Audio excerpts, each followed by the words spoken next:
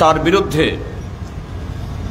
আজকে তাৎক্ষণিকভাবে আমাদের পার্টির সদর মহকুমা কমিটির আহ্বানে যারা এই প্রতিবাদ মিছিলে সামিল হয়েছেন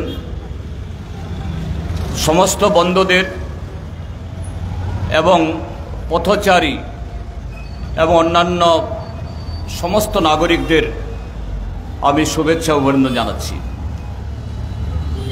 বন্ধুগণ, গত 1 ফেব্রুয়ারি যে বাজেট পেশ হয়েছে ইতিমধ্যে সারা দেশের মধ্যে আনাচে কানাচে সমস্ত অংশের মানুষ তার উপর চর্চা শুরু করেছেন এবং নিশ্চয়ই যেহেতু কোনো দেশের বা রাজ্যের তার বাজেট প্রস্তাব সেই দেশের এবং রাজ্যের মানুষের তার জীবন জীবিকা তার বাঁচা মরার যে অবস্থা তাকে নির্ণয় করে সেটা নিয়ে আমাদের সকলকে ওয়াকিবহাল থাকতে হবে, প্রতিক্রিয়া ব্যক্ত করতে হবে। এবার এটা নতুন না, মোদী সরকার আসার পর প্রত্যেক বছরেই বাজেট পেশ হওয়ার আগে তার পৃষ্ঠপোষক মিডিয়া, যাকে বলা হয় গদি মিডিয়া, তারা প্রচার শুরু করেছিল এবারের বাজেট অন্যরকম বাজেট হবে। মোদী দেশের মানুষকে নতুন চমক দেখাবে, দেশের বিকাশ তারক্কি হবে, অর্থাৎ দ্রুত এগিয়ে চলবে। যদিও আম জনতার, আমাদের তো বটেই, তাদের প্রচারের ফানুস যতই তারা ওরা, আমাদের কোনো প্রত্যাশা ছিল না। বাস্তবে শুধু তা নয়, তার চেয়েও আজকে আরো জঘন্য, আরো কত খারাপ হতে পারে তাই হয়েছে। এবং এই সময়েতে শত চেষ্টা করলেও মোদী সরকার এবং তার তল্পিবাহক মিডিয়া দেশের মানুষকে বোকা বানানোর জন্য, বিশেষ করে মধ্যবিত্তদের, এটাকে আড়াল করতে পারেনি।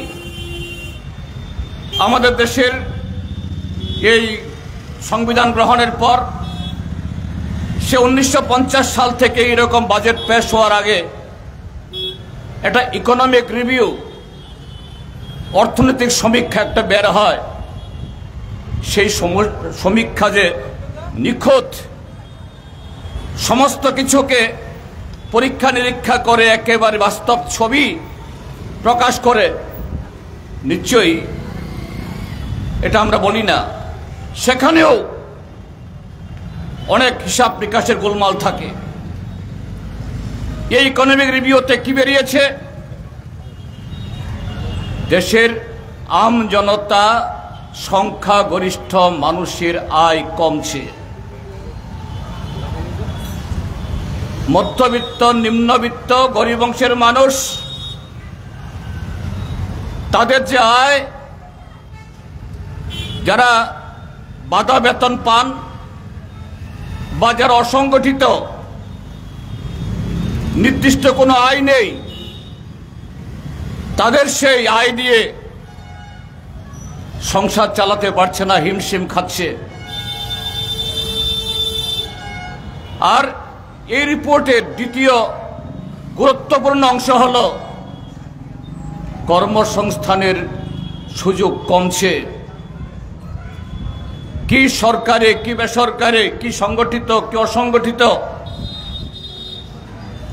কোনো ক্ষেত্রেই নতুন কর্মসংস্থান হচ্ছে না। তারই ভিত্তিতে বা তারপরেই এই বাজেট পেশ হলো। রেডিও টেলিভিশন সব সরকারের নিয়ন্ত্রণে, পুঁজিপতিদের তল্পিবাহক, নানা প্রচার করছে। কিন্তু ঘটনা কি? বাজেটকে দুভাবে দেখতে হবে। একটা হলো অঙ্কের হিসাবে, গেল বছর কত বরাদ্দ ছিল, কত খরচ হয়েছে, আর আগামী বছর তার বাজেট প্রস্তাবনায় কোন খাতে কত টাকা বরাদ্দ রাখা হয়েছে, কিভাবে খরচ হবে, এটা টাকার অঙ্কে। দ্বিতীয় হলো যে কোনো বাজেটের যেটা গুরুত্বপূর্ণ, সরকার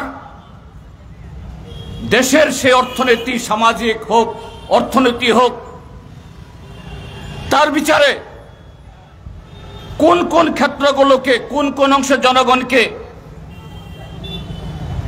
তাদের বিকাশের জন্য তার অগ্রাধিকার কোথায় দিচ্ছে, সেই হিসাবেই কোন বছরের তার বাজেট প্রস্তাবকে দেখতে হবে। এবার যে বাজেট হলো, সেই বাজেটে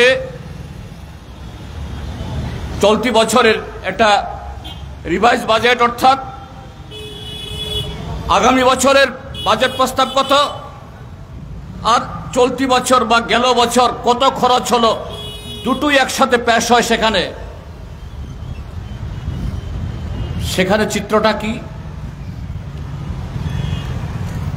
গত বছরও এরকম বহু ডঙ্কানি নাদ করে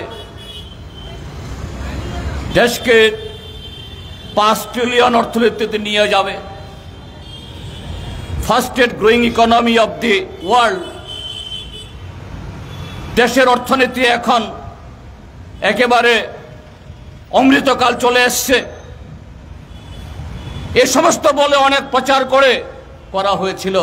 দেখা গেল 1 লক্ষ কোটি টাকার উপরে সরকার অর্থের যোগানই করতে পারেনি, বরাদ্দই করতে পারেনি, সে মন্ত্রকগুলোতে খরচ করতে পারেনি। এবং সেগুলো কোন খাত? কৃষি, খাদ্য নিরাপত্তা, সোশ্যাল ওয়েলফেয়ার, তফসিলি জাতি তফসিলি উপজাতি কল্যাণ, ওবিসি কল্যাণ, শিক্ষা, স্বাস্থ্য, এই সমস্ত খাতগুলোতে 2024-25 অর্থবর্ষ, অর্থাৎ এই যে চলতি অর্থবর্ষে 1 লক্ষ কোটি টাকা সরকার বরাদ্দ করেনি, অর্থাৎ এই টাকা আসবে না। কিন্তু গেল বাজেটের পর এই বরাদ্দগুলো দেখিয়ে এত টাকা খরচ হবে, সেই হবে, কোটি কোটি টাকার ফ্ল্যাক্স ছাপানো হয়েছে, বিজ্ঞাপন দেওয়া হয়েছে, সরকারি অর্থ খরচ করে প্রচার হয়েছে। আমাদের রাজ্যেও আকছার আমরা দেখতে পাই, বিরাট বিরাট ডাউজ ফ্ল্যাক্স, এলইডি পত্রিকাতে বিজ্ঞাপন, বেটি বাঁচাও বেটি পড়াও, লাখপতি দিদি, অষ্টলক্ষ্মী, আরো কত। কিন্তু প্রচার হলো, সেই খাতে খরচ করার জন্য টাকা আসেনি। চলতি অর্থ বছরে, এই আগামী অর্থ বছরের জন্য নির্মলা সীতারামনজি যে বাজেট প্রস্তাব পেশ করলেন, সেখানে কি যে যেমন আম জনতা, গরিব মানুষ, তাদের আয় উন্নতি করার জন্য, তাদের অর্থনীতি বিকাশ করার জন্য যেগুলো খুব জরুরি, যে সমস্ত আইন বা খাত তৈরি হওয়ার পেছনে বর্তমান এই বিজেপি সরকারের নরেন্দ্র মোদী সাহেবের কোনো ভূমিকা নেই। তার মধ্যে অন্যতম হলো 100 দিনের কাজের গ্যারান্টি বা এমএনরেগা। গেল বছর মানে চলতি বছরে 2024-25-এ বরাদ্দ কত ছিল? 86,000 কোটি টাকা। এই এক বছরে টাকার দাম কমেছে, অর্থাৎ এক বছর আগে যে টাকায় আপনি কোনো জিনিস কিনতে পারেন সেই টাকায় সে জিনিস কিনতে পারেন না। অটো ভাড়া, গাড়ি ভাড়া,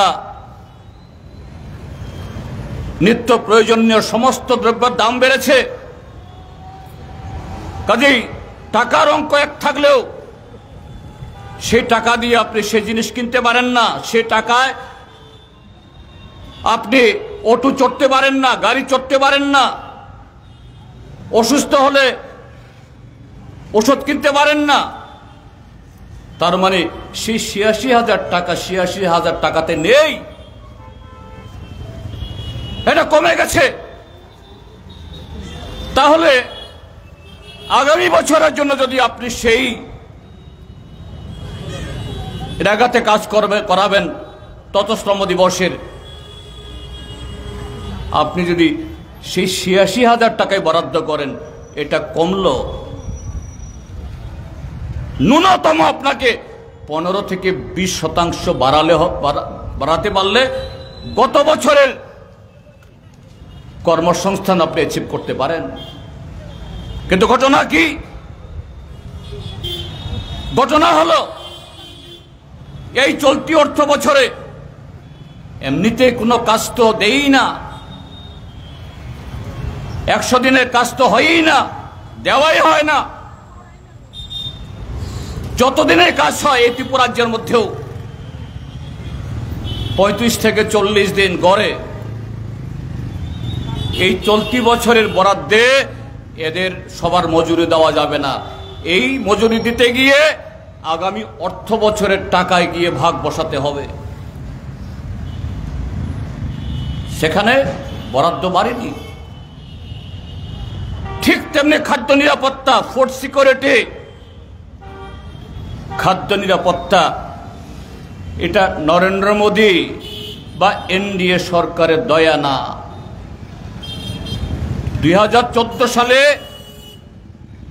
এই এনডিএ সরকার হওয়ার আগেই তার পূর্ববর্তী সরকার বামপন্থীদের চাপে সারা দেশের গণতান্ত্রিক মানুষের আন্দোলনের ফলে ফুড সিকিউরিটি অ্যাক্ট, খাদ্য নিরাপত্তা আইন তৈরি করেছে। দেশের গোডাউনে সেখানে খাদ্যশস্য পচিয়ে ওই সমুদ্রে জাহাজে ভর্তি করে চাল ফেলে দিয়ে এইভাবে এই দেশের কৃষকদের কামায়, তাদের রক্তশ্রমে উৎপাদিত এই খাদ্যশস্য এইভাবে নষ্ট করা যায় না। এটা অমানবিক, এটা প্রকৃত যে দেশের মানুষের প্রতি বিদ্রোহ করা। কাজেই খাদ্য নিরাপত্তা আইন হয়েছে। সেই খাদ্য নিরাপত্তা আইনের কারণেই নরেন্দ্র মোদী সরকার বাধ্য হয় 5 কিলো করে চাউল দেওয়ার জন্য। আর এটা নিয়ে তারা বড়াই করে মোদী সাহেব দিচ্ছে। গেল বছরও এই খাদ্য নিরাপত্তা আইনে যত টাকা বরাদ্দ হওয়ার কথা হয়নি, এবার আরো কমিয়ে দিয়েছে। আপনারা আমাদের দেশের অন্নদাতা কৃষকদের সে ঐতিহাসিক বছর ব্যাপী সে আন্দোলনের কথা জানেন। 750 কৃষক আত্মবলিদান দিয়ে নরেন্দ্র মোদী সরকারকে নাকে খত দিতে বাধ্য করিয়ে 3টা কালো আইন প্রত্যাহার করতে বাধ্য করিয়েছেন। সে কালো আইন প্রত্যাহার সময়েতে কৃষকদেরকে 14টি প্রতিশ্রুতি দেওয়া হয়েছিল। সংযুক্ত কিষাণ মোর্চা বা সম্মিলিত কৃষকদের তাদের দাবি অনুসারে মিনিমাম সাপোর্ট প্রাইস, ঋণ মুকুব সহ 750 যে কৃষক এই আন্দোলনে আত্মবলিদান দিল, তাদের ক্ষতিপূরণ, তাদের স্বীকৃতি এবং এই কৃষকের উপরে গাড়ি চালিয়ে যে মন্ত্রী এবং তার পুত্র জঘন্য অপরাধ করল, তাকে আইনের আওতায় আনা হবে, তাকে শাস্তি দেওয়া হবে। আজকে প্রায় 2-2.5 বছর চলে গেল। সেই 14টি প্রতিশ্রুতি লিখিতভাবে ভারত সরকারের আধিকারিক তার সিল ছাপ্পর মেরে দিয়েছে। আজ পর্যন্ত এটাকে যে মেলে ধরা হয়নি। আর সেই প্রতিশ্রুতি যদি পালিত হয়, তার প্রতিফলন হবে বাজেটে। সেখানে মিনিমাম সাপোর্ট প্রাইস, সার ঔষধে ভর্তুকি, আরো নানাভাবে এই বাজেটে এই অন্নদাতাদের জন্য কিছু নেই। সে বরাদ্দ কমিয়ে দেওয়া হয়েছে। শিক্ষা, স্বাস্থ্য সমস্ত ক্ষেত্রেতে গত পরশুদিন কি তার আগের দিন রাজ্যসভাতে মাননীয়া জয়া বাধরে, সমাজবাদী পার্টি রাজ্যসভার এমপি উত্তরপ্রদেশ থেকে, তিনি একটা হৃদয় বিদারক বক্তব্য বা আবেদন রেখেছেন দেশের মাননীয় উপরাষ্ট্রপতি তথা রাজ্যসভার চেয়ারম্যান কাছ থেকে। স্যার, হয়তো আমার অপরাধ হচ্ছে, আপনাকে আমি করজোরে আবেদন করছি, আমি বলতে বাধ্য হচ্ছি যে এই দেশের 65 ঊর্ধ্ব যারা বৃদ্ধ বৃদ্ধা, তাদেরকে আত্মহত্যা করতে অনুমতি দিন, বা এদেরকে সবার করুন। বলছেন কেন আপনি কথা বলছেন? এই বাজেটে দেশের এই বৃদ্ধ বৃদ্ধাদের জন্য তাদের চিকিৎসা, তাদের বাসস্থান, তাদের নিরাপত্তা কিছুই নেই। এটা যেমন অবসরপ্রাপ্ত শিক্ষক কর্মচারী তাদের ক্ষেত্রে, ঠিক তেমনি এদেশের কৃষক, ক্ষেত মজুর, দিনমজুর, শ্রমিক, যাদের রক্ত ঘামে এদেশে রাস্তা নির্মাণ হয়, এদেশের ইমারত তৈরি হয়, অর্থনীতি তৈরি হয়, এই বাজেটে এই বৃদ্ধ বৃদ্ধাদের জন্য, প্রবীণদের জন্য কিছু নেই। এ হলো বাজেট। কোন রাজ্যের বা লোকসভা নির্বাচন আসলে আমরা দেখি আরএসএস, বিজেপি বা তাদের শরিক দলগুলো জনজাতি মেলা, দলিত মেলা, নারী মেলা, শিশু মেলা, কত ধরনের মেলা করে। শিশুদের জন্য, বাচ্চাদের জন্য, সেই ক্ষেত্রেতেও কি ধরনের বিচারিতা। গেল বছর আমাদের দেশের দলিত অর্থাৎ শিডিউল কাস্ট, যারা জনসংখ্যার 15%, তপশিলি উপজাতি তথা শিডিউল ট্রাইব, তাদের জনসংখ্যা 2011 সেন্সাস অনুযায়ী 7.5%।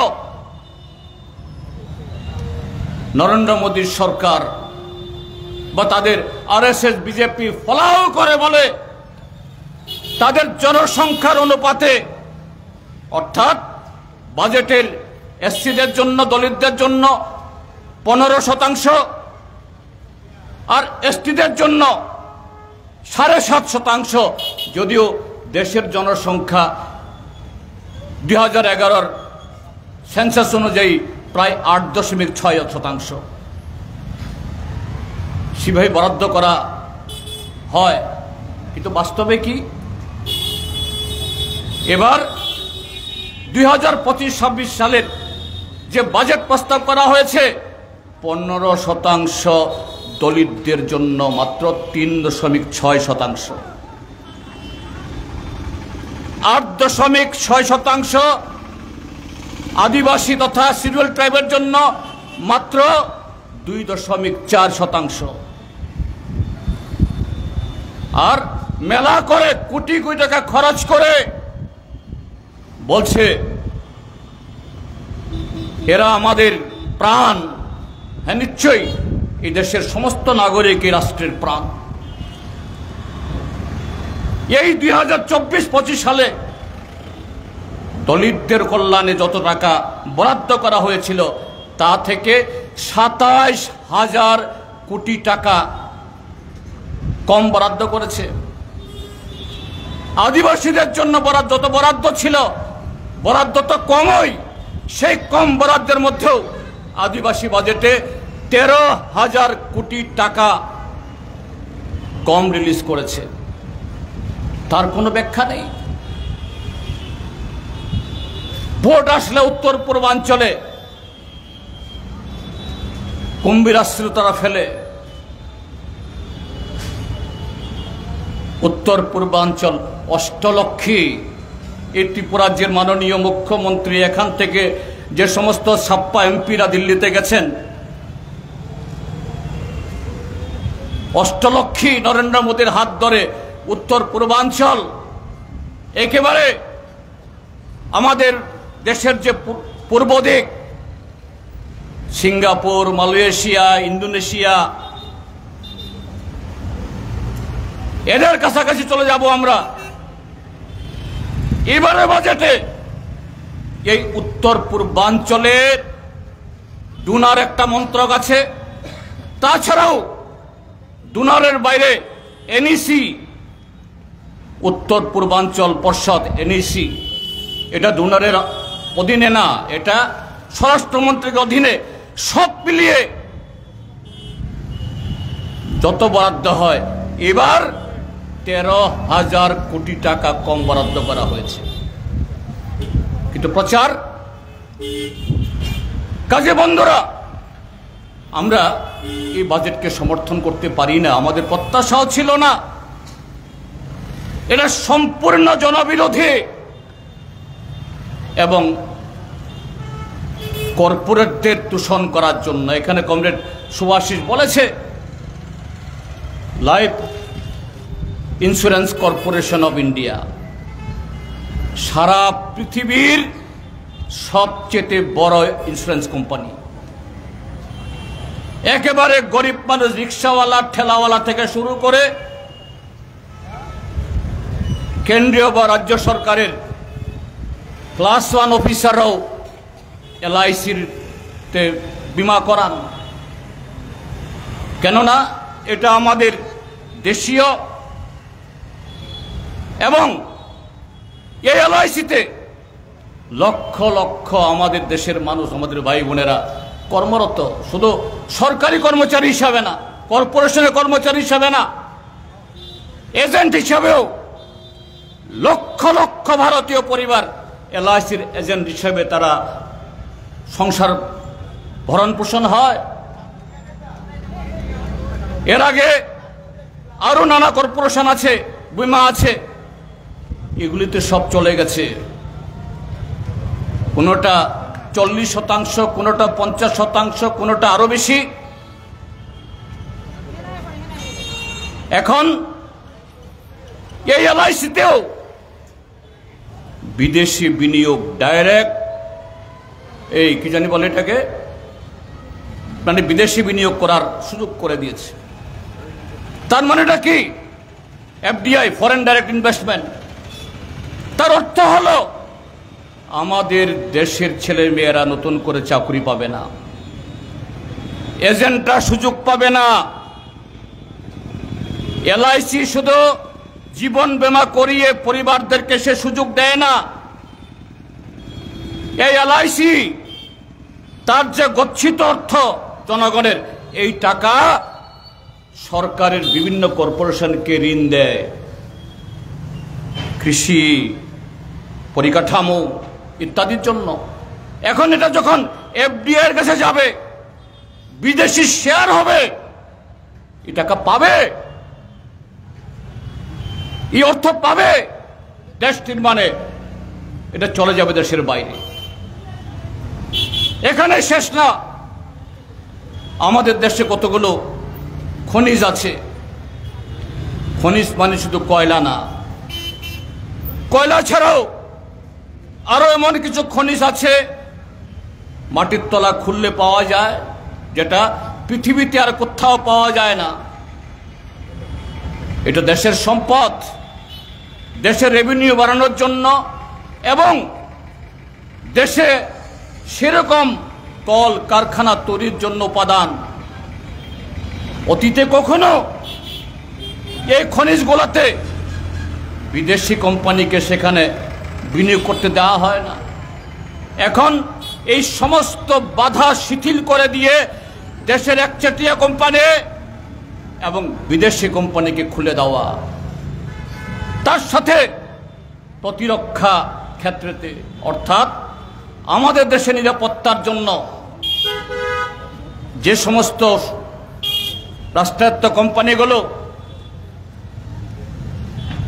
তারা গোলা বারুদ থেকে শুরু করে কামান, ট্যাঙ্ক, বিমান তৈরি করে সেখানে ঢুকতে দিচ্ছে আমেরিকান কোম্পানি, ইউরোপিয়ান কোম্পানি। তার অর্থ কি হবে? আমাদের যে পিএসইউ, দেশীয় যে সমস্ত সরকারি কোম্পানিগুলো, সেখানে কর্মসংস্থান কমে যাবে, চাকরি হবে না।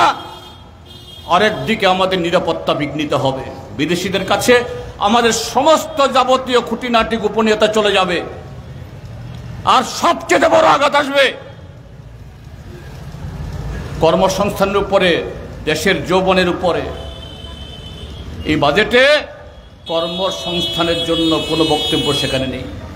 কাজী বন্ধুরা, আমরা শুধু বিরোধিতার জন্য বিরোধী করছি না, দেশকে বাঁচানোর জন্য, দেশের যৌবনকে রক্ষা করার জন্য, দেশের কৃষিকে রক্ষা করার জন্য আমাদের বিরোধিতাই করতে হবে। কাজেই তাৎক্ষণিকভাবে আজকে প্রোগ্রাম হলো, আমি আহ্বান জানাবো আমাদের পার্টির সমস্ত ইউনিটকে, সমস্ত গণসংগঠনকে রাস্তায় নামুন, মানুষের কাছে নিয়ে যান কিভাবে এই মিথ্যার সমস্ত প্রচার, তার এই কি বলে জাপি খুলে এই দেশকে নরেন্দ্র মোদী, তার অর্থমন্ত্রী নির্মলা সীতারামন বিদেশিদের কাছে আমাদের ভাগ্য, আমাদের দেশটাকে বিকিয়ে দিচ্ছে, বন্ধক দিয়ে দিচ্ছে। তার বিরুদ্ধে, এর বিরোধিতা মানে শুধু বিরোধিতা না, এটা একটা দেশপ্রেমিক দায়িত্ব। সেই দেশপ্রেমিক দায়িত্ব সবাই রক্ষা করুন। এই কথাগুলো বলে আবারও আপনাদের সকলকে শুভেচ্ছা অভিনন্দন জানিয়ে আমার বক্তব্য শেষ করছি।